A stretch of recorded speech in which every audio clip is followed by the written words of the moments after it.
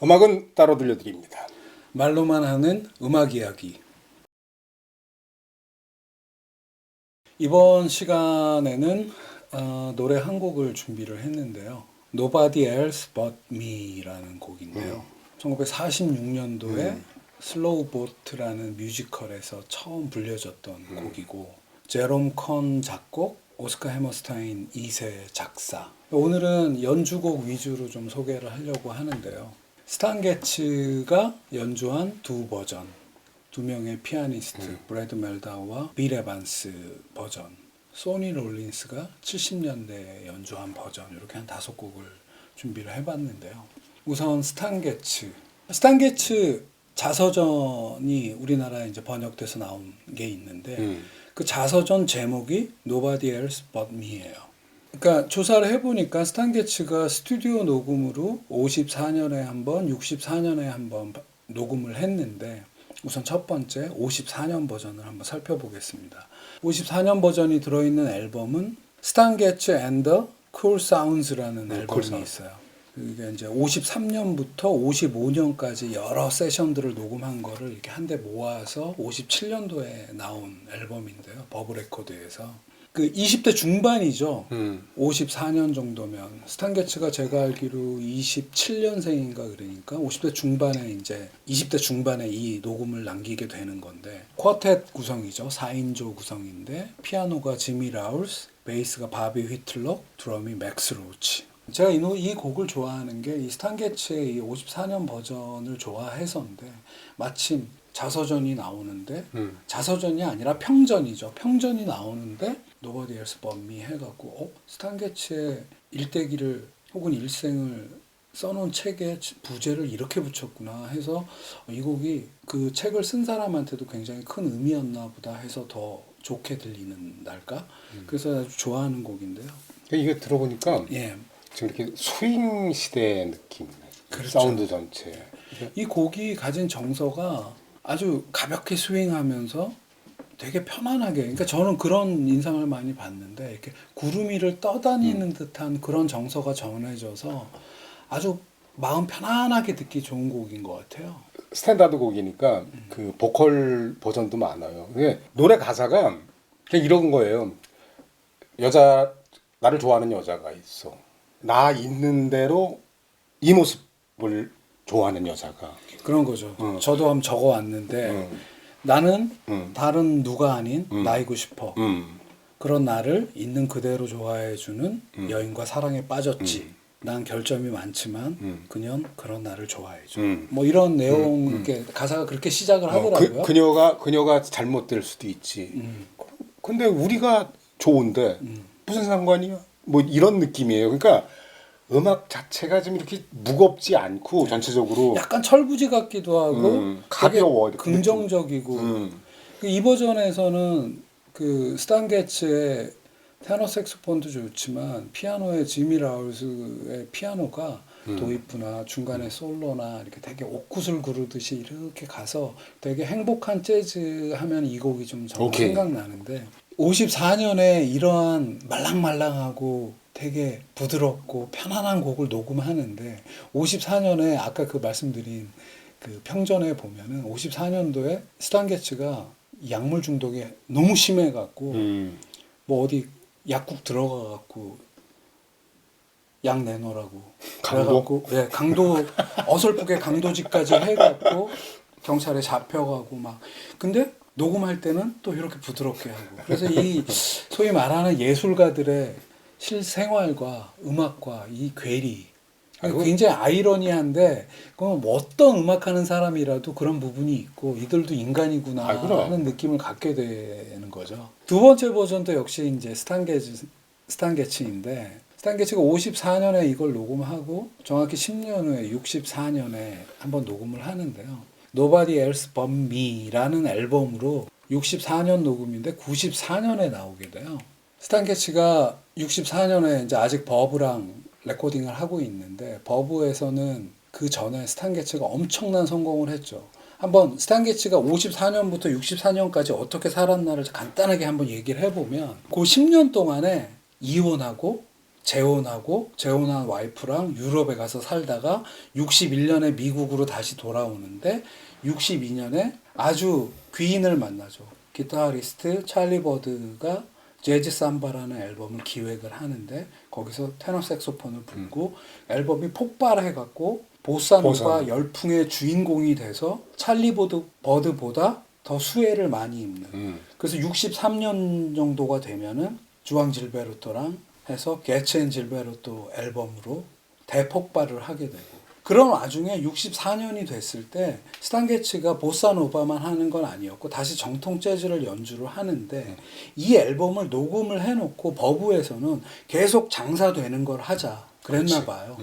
그래서 이 그러자 앨범을 그래요. 발매를 안 한 거예요. 이거 너무 정통 다시 왜 옛날로 돌아가 보사노바 해야지 그렇지. 이런 분위기였나 보죠.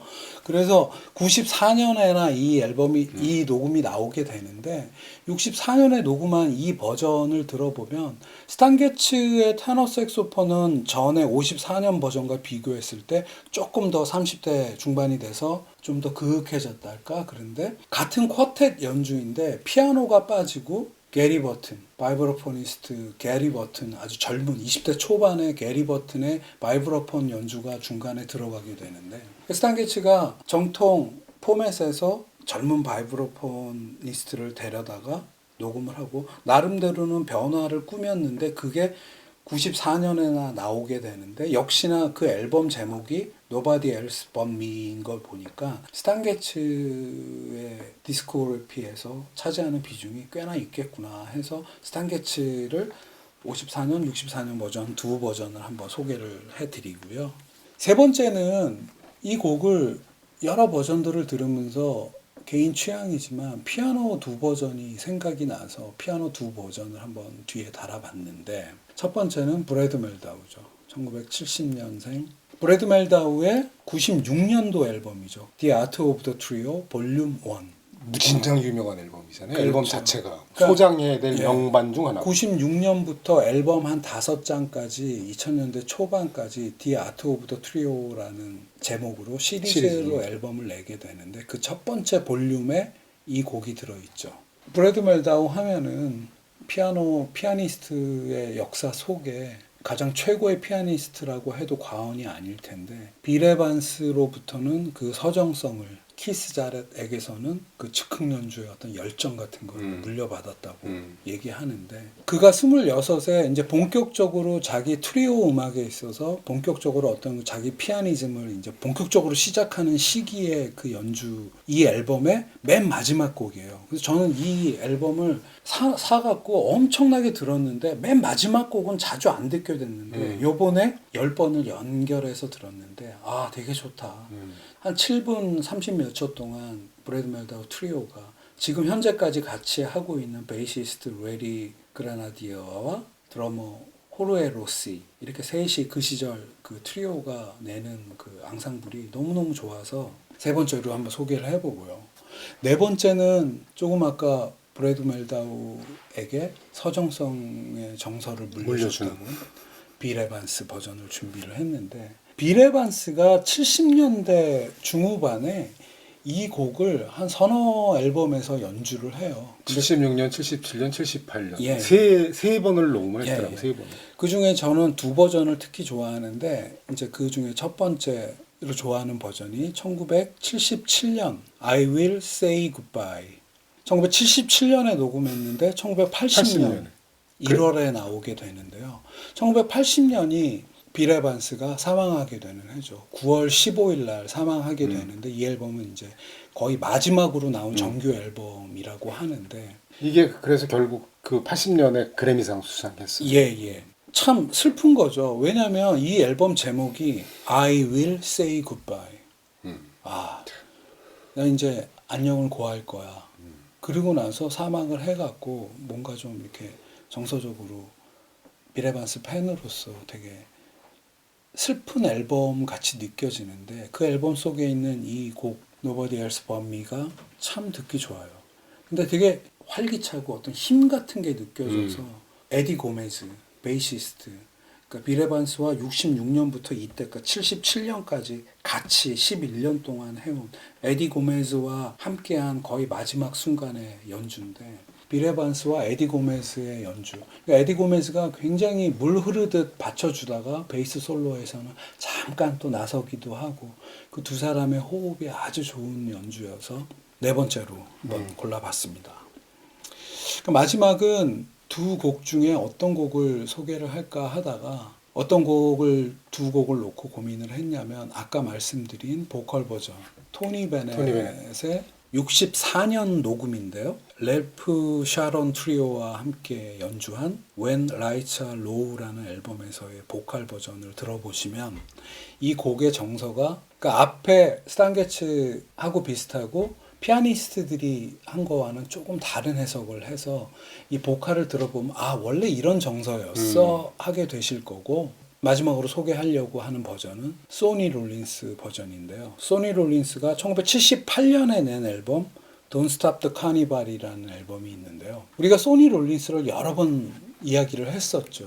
근데 주로 제 취향상 50년대 연주들을 얘기를 했었는데 20년 후인 40대 중후반이 돼 있는 소니 롤린스 78년 연주인데요. 재즈가 60년대 대격변기를 60년대 말에 대격변기를 겪고 나서 70년대 퓨전 재즈 시대가 됐을 거고 정통 재즈를 하던 소니 롤린스 입장에서는 70년대 앨범이 그리 많지 않아요. 그래도 뭐 열 몇 장이 되기는 하지만 매년 낸다고 생각은 하지만 근데 78년에 이 연주에서 특별할 건 없다고 생각해요. 근데 Nobody Else But Me 이 곡에서 트럼펫터 도널드 버드 중간에 멋진 드럼 솔로로 하는 토니 윌리엄스 이런 정서의 곡을 78년도에 소니 롤린스는 공연에서 78년 4월에 샌프란시스코 그레이트 아메리칸 뮤직홀에서의 라이브 버전인데 70년대가 저물어 갈 때 소니 롤린스는 샌프란시스코 공연에서